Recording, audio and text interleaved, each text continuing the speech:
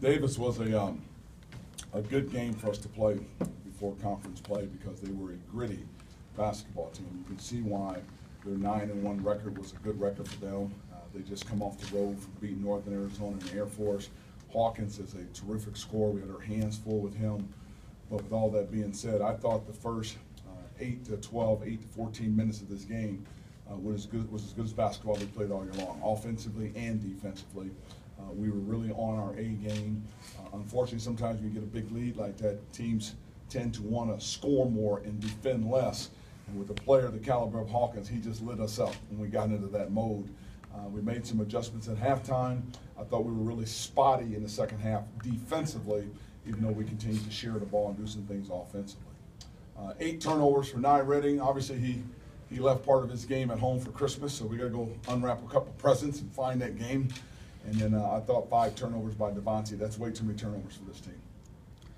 Ernie, another Chicago guy, I'm sure you were very aware of Hersey Hawkins. What was it like coaching against this kid? Well, he looked every bit as good as his dad, is what it was like, because his dad was a terrific scorer. And obviously he's passed that on to his son. I just thought he's one of those special players. That's as good as we'll see in the conference. A guy that can move like that, score like that. He can play the point. He comes off the ball and he can score.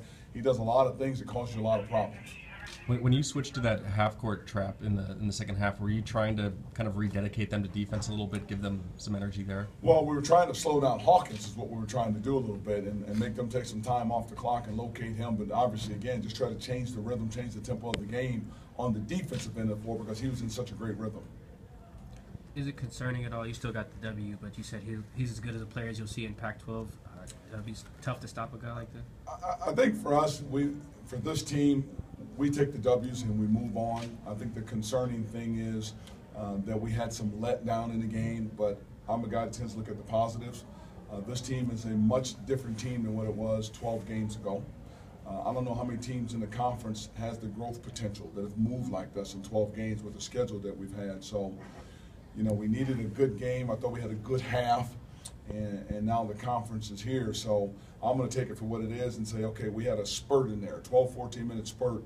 We played really good basketball at both ends of the floor. And if we can continue to have Jordan Rayleigh play with that kind of confidence, you know, shoot the ball the way we shoot it and the way we shot it in the first half, that's a good thing for us. For a team that in the last couple of years has not shot the ball well. So I'm looking forward to the road. Obviously, that's probably the next step for our program, to conquer the road in conference play. How would you grade the non-conference schedule in terms of preparing you guys for what you're going to see in Pac-12? Everything we need to see in Pac-12 we saw in the non-conference, from big, strong, physical team in TCU that we did not handle ourselves well and handle the environment, to an athletic team that loves to run and are very skilled in UTEP and playing in front of 9,000 people. I thought we played well.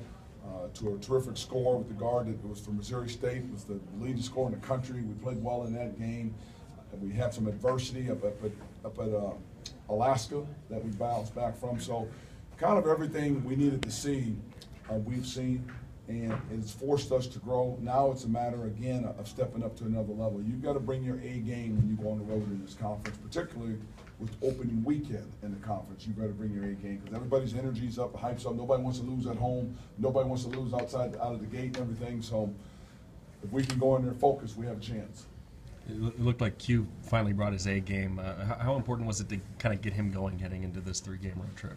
Well, it was extremely important to get him to play. He can play so much better and give us so much more, and I'm very demanding of him because I think he's got an incredible game on him that he hasn't really found yet. And when he does, it'll give us just an unbelievable weapon in him that can shoot the three, that can put it on the floor, athletic enough to dunk over people. He can defend. He had a stretch where there were 3 or 4 mistakes that cost like an 8-point swing in the game there. But yet he did some things well, too. So as long as he continues to work on his overall game, he has a chance to really be good. After he picked up his second foul, you kind of pulled Nye aside and spoke to him for a while. And then when he came back in, he hit that floater. He got a couple assists. What were you telling him, and do you think he took the coaching well? He had 8 turnovers, so I don't know how well he was listening to me tonight. We have a little chit-chat later about all that, but you cannot – he slapped the guy's arm off 35 feet from the bucket right in front of the official. That's a one-on-one, man-on-man challenge that you got to let that go. You got to play a lot smarter than that in the course of the game, and that was my conversation with him. he responded well. Was UC Davis doing anything specific defensively that kind of caused all those turnovers by Nye and Devontae? No, I just think, again, they were pretty aggressive, I think, when they out front on the ball, but a lot of our turnovers came, in my opinion, just in our decision-making. A lot of them weren't forced turnovers. I call them unforced turnovers, and those are the worst kind. So, take the game for what it is. We just came back off a break. There's not a lot of energy in the building. You play a team that's hot and is well coached. You win a game to get you ready for the road. Now let's regroup and go back at it again. Have you seen this team make those same unforced turnovers in closer games, or where they know maybe they can't make as many?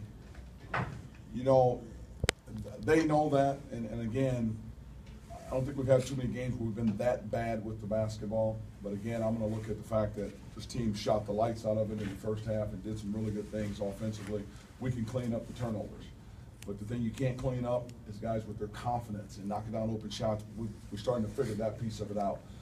That'll make up for a lot of turnovers and a lot of mistakes defensively if you're shooting the ball. You're a different team when the ball goes in. The turnovers and the defensive letdown, they bother you when the ball's not going in. So we need to clean up some things. We know that, and we'll take care of that this week. We have time for one more question.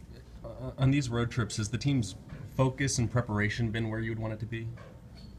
For the most part, yes. Understand that the road, I love taking teams on the road because we have their focus in hotel rooms and walkthroughs, and we're spending a lot of time with them. What has happened to us on the road has been a little bit to do with, again, the scheduling stretched out the way it is, coming back home, playing, going on the road fatigue, got a fresh team sitting there waiting for you. We have not handled that well. So the fact that we've got through at 500, probably let a couple games get away, but we have a tremendous window of opportunity sitting there, opening up conference on the road, really, if somehow, some way, you can go out and steal a game or two. Thank you. Thank you. Thank you.